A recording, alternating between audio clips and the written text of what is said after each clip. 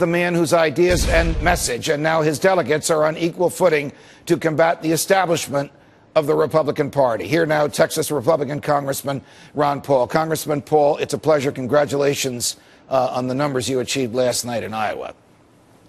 Thank you, Judge. Good to be with you. What is your road to the Republican nomination as you see it? I think you've hinted as to what it is. I mean, it's getting the delegates, and you have to, win the primaries or win these caucuses.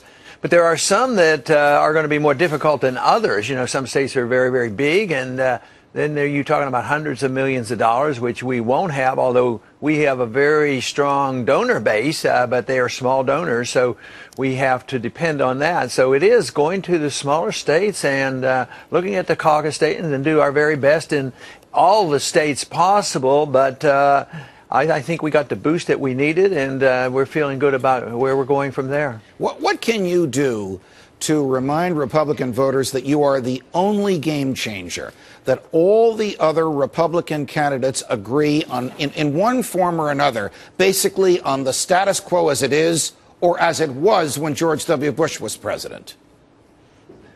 Well, you know what would be encouraging if, our large rallies, we had large rallies out in Iowa, sometimes over 1,000, sometimes 1,400 people.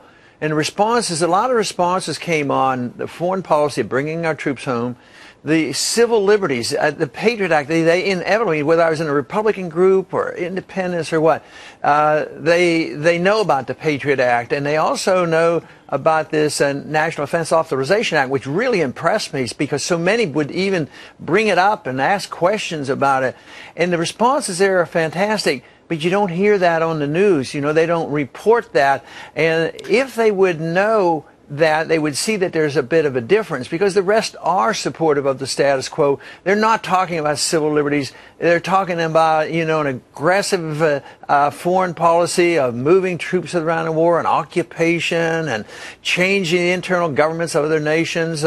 Even when they talk about fiscal conservatism, they're not really talking about it. Right. They're talking about tinkering on the edges and cutting a little bit of the increases. Right. Of course, I have a proposal to really cut the budget. Yours is the only proposal that will cut the budget. In fact, you want to cut $1 trillion in the first year. If we cut the $1 trillion in the first year of your presidency, you could probably run the federal government without having to borrow any more money. If that were so, what would that mean for the economy?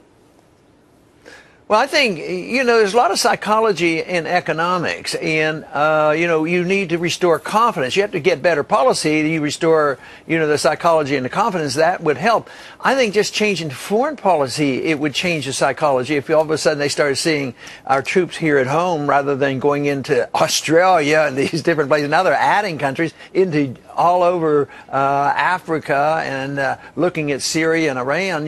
If that psychology would be changed and that we'd be spending either that money at home or letting the people spend that money, I think that would give a real boost. But we need to get the people to spend the money. We need to quit monetizing debt. We need the market to operate. We need contracts back again. Right. We need, market interest rates, all the things that we used to have, but we gave up on about 100 years ago. Last week, I was off, and almost every place I went out in northwest New Jersey, a very conservative Republican area where I live, people came up to me and said, I like Ron Paul, but I'm worried about his foreign policy. If you had been standing next to me when those folks said that to me, what would you have said back to them?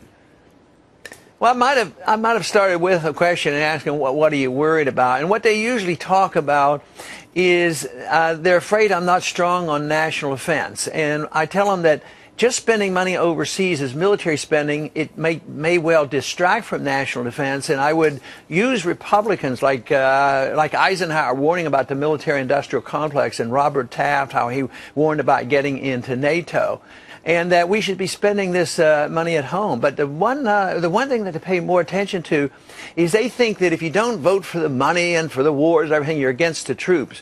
But when you give them the statistic that I get twice as much money as the other candidates from active military duties, I said, well, why doesn't that count for something? And they pay a lot of attention to that. Congressman Paul, congratulations on the victory last night. We'll see you in New Hampshire. Thanks for joining us.